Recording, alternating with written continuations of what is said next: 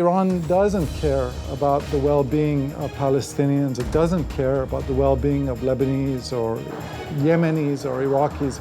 Iran really benefits from the misery of these populations and these failing states, and they don't want to see these populations become prosperous.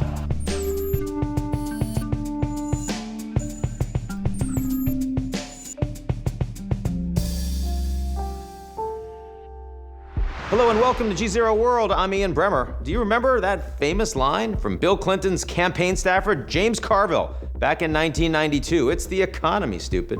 Well, when I look at Israel's escalating war with Hamas, there's a voice in the back of my head that keeps repeating in that nasally Louisiana accent, it's Iran, stupid.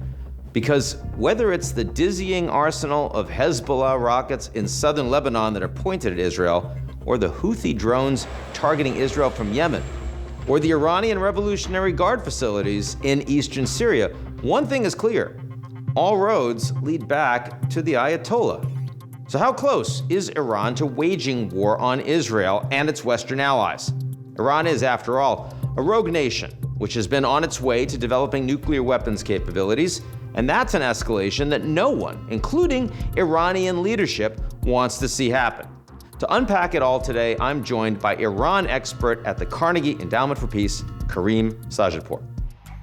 But first, fun fact: Israel and Iran used to be friends. Sorta. It was 1947. Iran, along with Turkey and pretty much the rest of the Middle East, voted against the creation of an Israeli state by the United Nations. Iran and Turkey also rejected Israel's membership request to the UN back in 1949. But both countries quickly moved to recognize Israel on an informal, de facto basis, establishing thinly veiled trade relationships. Why would they do that? Because, the thinking went, us non-Arab states need to stick together. Remember, neither Iran nor Turkey are Arab countries. From 1956 to 79, Israel's Mossad spy network shared a remarkable amount of intelligence with its Iranian and Turkish counterparts. It was codenamed the Trident Alliance. Jerusalem's ability to work so closely with Tehran and Ankara constituted one of Israel's biggest early foreign policy achievements, rivaling only its relationship with the United States. Here's Israel's founding Prime Minister David Ben-Gurion in 1950, greeting an Iranian representative at the YMCA building, of all places, in Jerusalem. And then in 1979, Islamists toppled Iran's Shah. They adopted a staunchly anti-Zionist platform, and the Trident Alliance was no more. And while the Israel-Turkey relationship has run hot and cold ever since, recent comments by its strongman, President Recep Tayyip Erdogan, may have just brought it to an all-time low. Fast forward to 2023, and as Israel and Hamas engage in a bloody war, the country that is keeping Israeli and U.S. leadership up at night is clearly Iran. In southern Lebanon, Iran-backed Hezbollah fighters have a missile arsenal that dwarfs Hamas's rocket supply and that could easily overwhelm Israel's famed Iron Dome air defense. The Iranian proxy threat goes well beyond Hezbollah. The Pentagon recently redirected the USS Eisenhower aircraft carrier and its strike group of destroyers to the Middle East instead of the Eastern Med. One big reason? To intercept missile and drone strikes by Iran-backed Houthi militias in Yemen aimed at Israel. Days later, American F-16 jets carried out airstrikes in Eastern Syria on facilities used by Iran's Islamic Revolutionary Guard Corps and its proxies. The strikes in retaliation for a barrage of recent rocket and drone attacks against American forces in Iraq and Syria. So yeah, Iran gets around. But there is a big difference between skirmishes with Iranian proxy forces and an all-out US-Israel-Iran war. And given Iran's nuclear ambitions, that's something that absolutely no one, including the Ayatollah in Tehran, wants to see. So how close is Israel and its Western allies to all-out war with Iran? And how does an Israeli invasion of Gaza up that ante? That's a question I'm posing to today's guest, Iran expert Karim Sadjadpour. And here's our conversation. Karim, welcome back to the show. Thank you so much, Ian. It's good to see you. I have so much I want to ask you about Iran's role in this Israel, Gaza, and extended conflict. Tell me how you think Iran has been involved so far? Since the 1979 revolution, there have essentially been three pillars of the Islamic Republic of Iran. Number one, Iran wants to defeat the US-led world order. Number two, they want to evict the United States from the Middle East. And number three, they want to replace Israel with Palestine. And there's perhaps been no government in the world which has had a more consistent and enduring grand strategy than the Islamic Republic of Iran. They've spent many billions of dollars on militant groups, whether that's Hamas, Islamic Jihad, Hezbollah, trying to defeat Israel. And so in some ways, this is nothing new. It's just a continuation of Iran's long-time strategy to try to end the state of Israel. Now, the statements that I've heard from the supreme leader and from other Iranian government officials, very much in the vein of end of Zionism, destroy Israel, the region will be in flames. But it's always sort of in the passive voice, region will be, not Iran will do. How plausible is it that Iran actually wants to stay out of the conflict directly? Well, Iran doesn't want peace with the United States, nor does it want peace with Israel. Now, do they want direct war with the United States or Israel? In the past, that hasn't been the case. They've tried to operate via proxy. And really, if you look at the Middle East today, Iran is the dominant power in the region, and the countries where it has enormous influence are essentially five failing states, right? You have Syria, Iraq, Lebanon, Yemen, and Gaza, the Palestinian territories. So Iran tends to thrive where there is chaos, where there are power vacuums. And so for them, an Israeli invasion of Gaza, they've experienced this before. They've experienced Israel going into Gaza before, and their proxy groups, whether it's Hamas or Islamic Jihad, have come out stronger. Iran's most powerful proxy, Lebanese Hezbollah, was in some ways a byproduct of the 1982 Israeli invasion of Lebanon. And that really helped them turbocharge Lebanese Hezbollah. So over the course of the last 4 decades, they've really thrived in these indirect conflicts. Now, the question is whether they're prepared to enter into more direct conflict with either Israel or the United States. If you hit America in the United States, you go after the World Trade Center, they're going to follow you to wherever you are and hunt you down. But if you go after U.S. forces in the Middle East, well, that sours American public opinion, because people will ask, what are we even doing there in the first place? And so I think the danger we face at the moment is that it's the Islamic Republic of Iran's view that after 2 decades of failure in Iraq and Afghanistan, there's no appetite in the American public, whether you're Democrat or Republican, to fight more conflicts in the region. And Iran feels particularly emboldened at the moment, whether it's going after Israel via proxy, going after the US via their proxies. And they may be difficult to deter because they may either correctly read the situation that we're not interested in a conflict, or they may misread it, and it could lead us to a more direct conflict with Iran. Now, the Israeli response to the terrorist attacks by Hamas has been an enormous amount of military firepower. First, an air campaign, which continues, and now a ground campaign. And the stated purpose of those operations, not just from the Prime Minister, but by the entire Unity War Cabinet, is to destroy Hamas, which is Iran's principal proxy in Gaza and among the Palestinians. So, are the Iranians prepared to stand back and watch that happen? And if the answer is no, what are they going to do about it?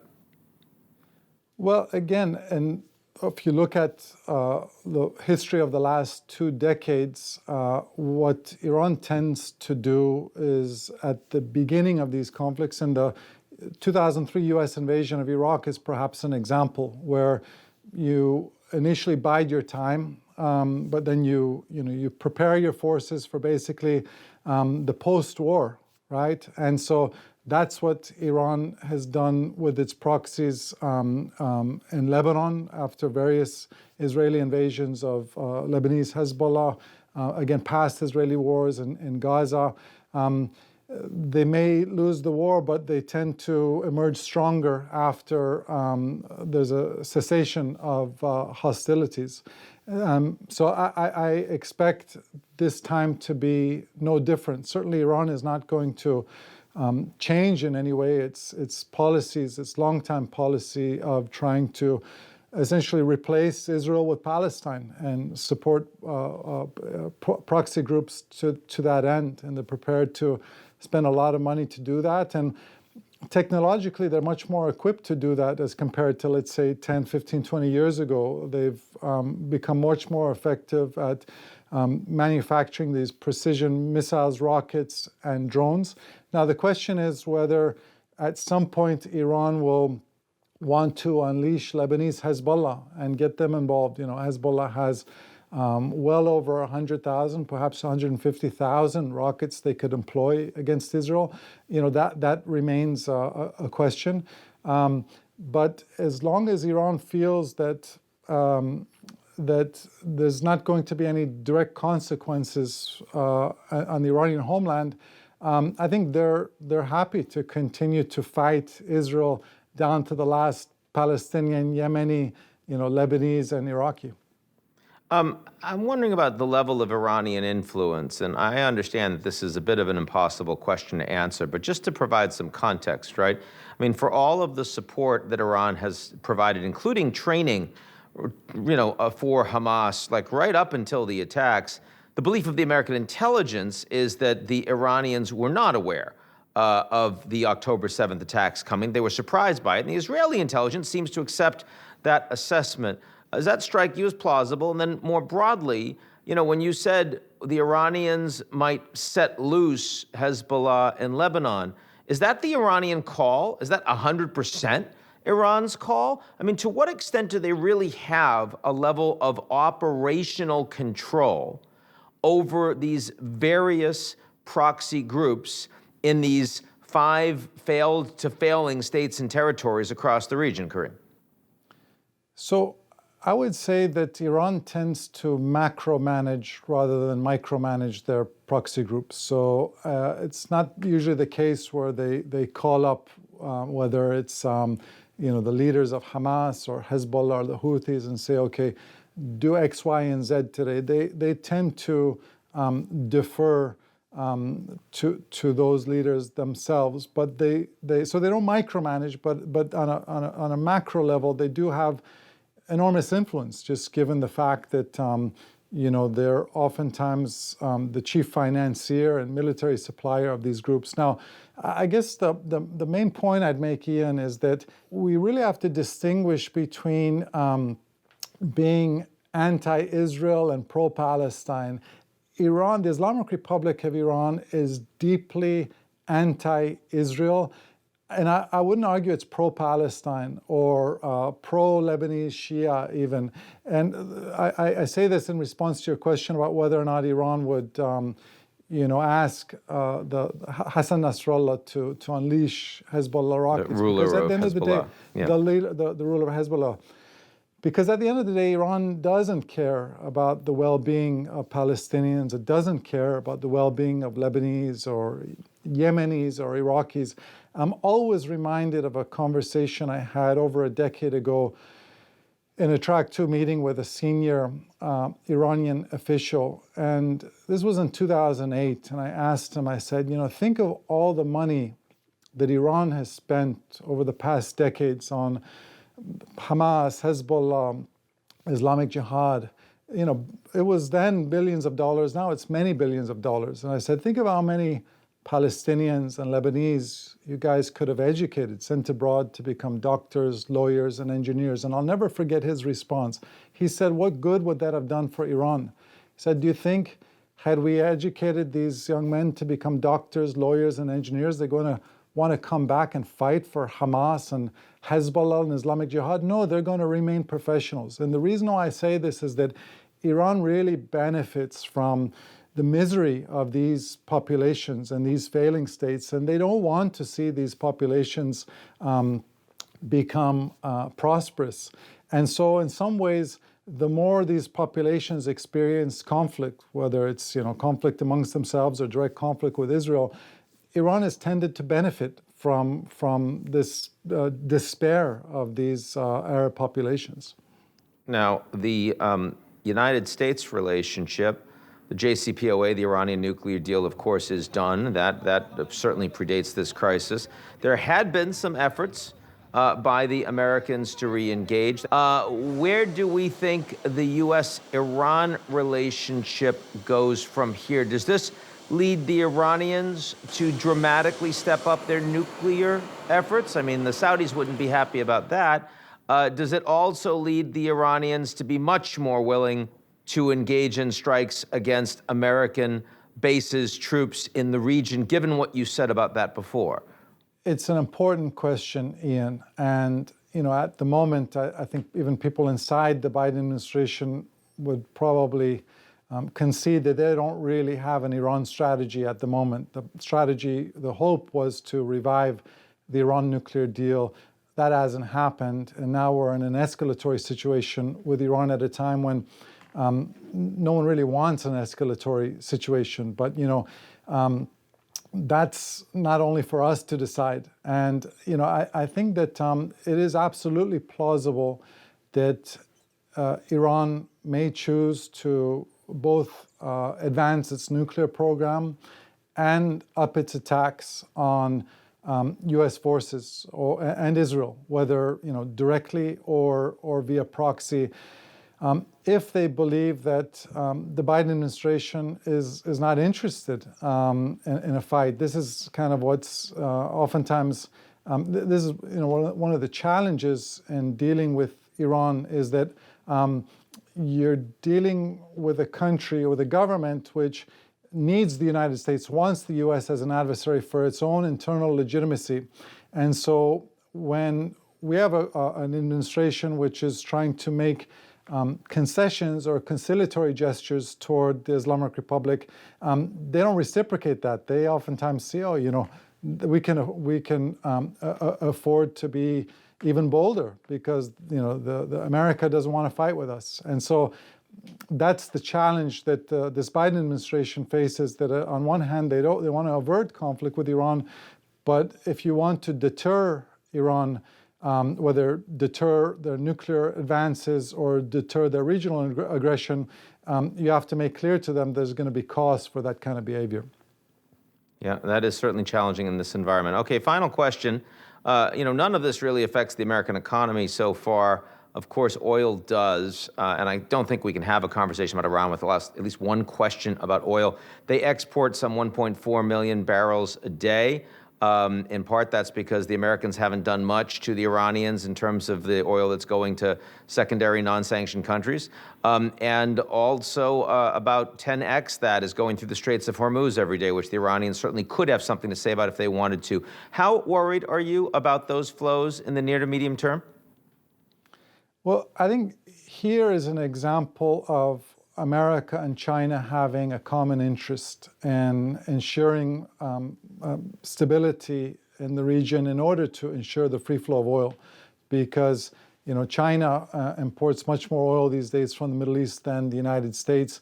That should be very much a Chinese interest as well to try to, and U.S. has no positive leverage over Iran. They can, threaten Iran with conflict and sanctions, but China has enormous influence over Iran. And if there's a country which loses more from disrupted flow of energy from the Middle East, it's China. And here, I think it's important to distinguish between China and Russia, because oftentimes these two countries are lumped together. But as you know better than I do, China is very transactional when it comes to the Middle East. They're not ideological. They have they do a lot of trade with Iran, but they do much more trade with Iran's rivals in Saudi Arabia and the UAE, whereas Russia is much more ideological, who is a U.S. ally and who is a U.S. adversary. So I think that's one issue, the free flow of oil, in which there is a common interest there between Beijing and Washington. Karim Sadjadpour, thanks for joining us on GZERO World. Thank you so much, Ian.